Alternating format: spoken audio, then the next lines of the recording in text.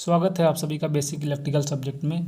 तो आज हम लोग पढ़ेंगे Ohm's law and it's limitation, electrical resistance वैद्युत प्रतिरोध, और लास्ट टॉपिक इसमें रहेगा इलेक्ट्रिकल का कंडक्टेंस वैद्युत चालकता। इन तीनों के बारे में हम लोग डिस्कस करेंगे। पहला हम लोग देखते हैं ओम्स लॉ क्या है। किसी चालक की भौतिक अवस्था जैसे ताप, दाब etc अपरिवर्तित रहे तो चालक में बहने वाली धारा उस चालक के सिरों के मध्य विभवांतर के समानुपाती होता है। मान लीजिए कि यहाँ पे रेजिस्टेंस दिखाया गया है, कंडक्टर मान लिया गया है, इसका दोनों का ए पॉइंट है, ये ए पॉइंट बी पॉइंट। इसमें अगर करंट फ्लो हो रही है तो वही कह रहा है potential difference between any two point directly proportional to current V proportional I. एक बैटरी के थ्रू कनेक्ट है, तो अगर इसमें पोटेंशियल डिफरेंस होता है तो करंट उसके सीधे समानुपाती है, वी प्रोपोर्शनल आई या आई प्रोपोर्शनल भी होता है। अतः जब किसी चालक पर पोटेंशियल डिफरेंस अप्लाई किया जाता है तो उसमें धारा का प्रवाह होने लगता है, जिसका मान अप्लाइड वोल्टेज पर निर्भर करता है। अप्लाइड वोल्टेज से जो बैटरी से जो वोल्टेज दे रहे हैं,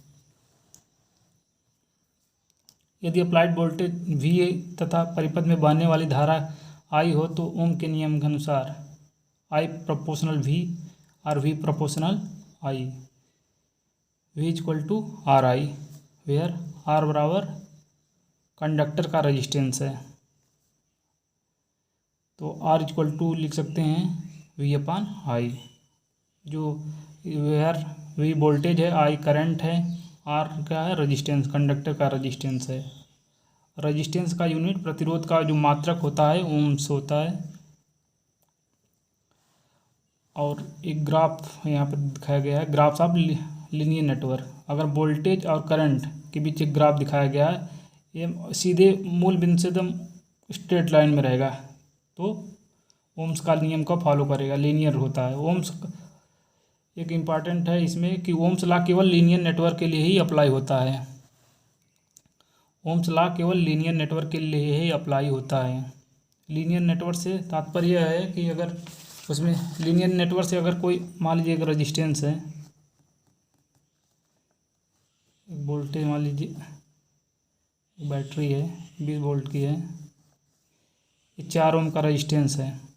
अगर इसमें करंट फ्लो होगी तो जो वोल्टेज और current V equal to I R होता है, voltage V equal to I बराबर कितना होगा, आई बराबर V बटे आर। तो यहाँ पर दिया 20 गुणे 4 25 20, तो यहाँ पर इन लोगों तो 4 गुणे 5 इक्वल टू 20 बराबर है। मतलब इनपुट जितना आप दे रहे हैं उतना ही आपको करंट और वोल्टेज में दोनों सेम रहेगा, तभी लीनियर नेटवर्क माना जाएगा यहाँ पे। तो वही करंट और वोल्टेज में जितना बढ़ाएंगे उतना वोल्टेज में भी बढ़ना चाहिए, तो वही एकदम लीनियर नेटवर्क को फॉलो करता है। इसका लिमिटेशन क्या है?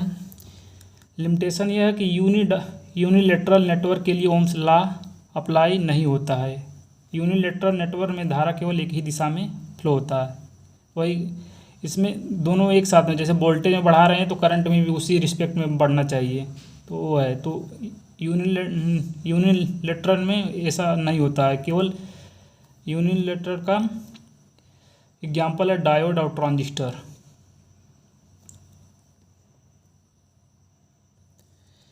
इसका कैरेक्टरिस्टिक्स है वोल्टेज और करंट के बीच। यहाँ पे देखिए, यहाँ से जीरो शुरू हुआ, कुछ वोल्टेज अगर बढ़ा रहे हैं तो कुछ देर के बाद करंट मैक्सिमम हो जा रही है, तो ये यूनिडायरेक्शनल है। और दूसरा है non linear network Ohm's law को फॉलो नहीं करता है। ये 2 लिमिटेशन है, ये इंपॉर्टेंट है, आप लोगों को याद करना होगा। एक यूनिलेटरल के लिए अप्लाई नहीं होता है, दूसरा नॉन लीनियर नेटवर्क के लिए ओम्स लॉ अप्लाई नहीं होता है। तो अगला हम लोग आगे पढ़ते हैं इलेक्ट्रिकल रेजिस्टेंस वैद्युत प्रतिरोध क्या होता है। जब किसी चालक के सिरों के बीच विभवांतर पोटेंशियल डिफरेंस स्थापित किया जाता है तो चालक में वैद्युत धारा बहने लगती है। अतः विभवांतर तथा धारा के अनुपात को ही चालक का वैद्युत प्रतिरोध कहते हैं। V/I को वोल्टेज और करंट के अनुपात को रेजिस्टेंस कहते हैं, आप बोल सकते हैं। रेजिस्टेंस क्या होता है? जो रेजिस्टेंस को हम इस तरह से रिप्रेजेंट करते हैं। रेजिस्टेंस का काम क्या होता है? जो इसमें अगर करंट फ्लो हो रही है तो इसका विरोध करना।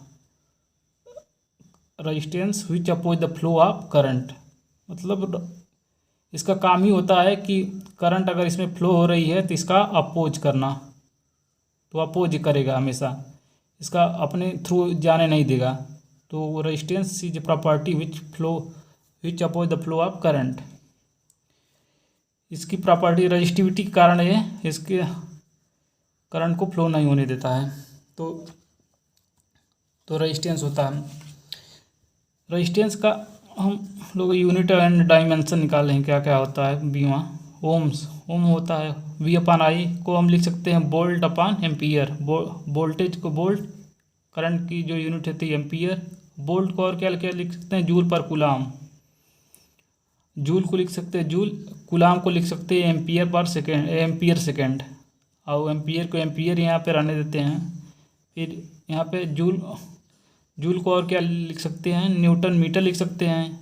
और एम्पियर सेकेंड नीचे आ जाएगा तो एम्पियर स्क्वायर हो जाएगा और सेकेंड हो जाएगा। और फिर इसको हम MKS पद्धति में चेंज कर देते हैं, kg मीटर सेकेंड का -2 इंटू मीटर, और एम्पियर का स्क्वायर और सेकेंड इंटू सेकेंड। तो इसका बीमा आप निकाल सकते हैं mL स्क्वायर T-3 A-2।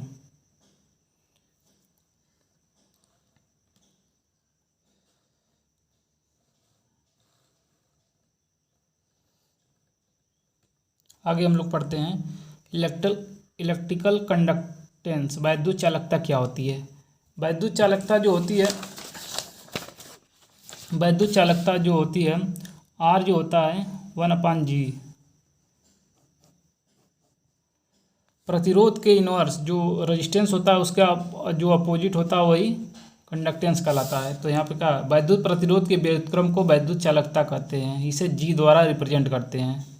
मतलब प्रतिरोध का काम क्या होता है? वैद्युत करंट का अपोज करता है, तो ये क्या करेगा? उसका सपोर्ट करेगा।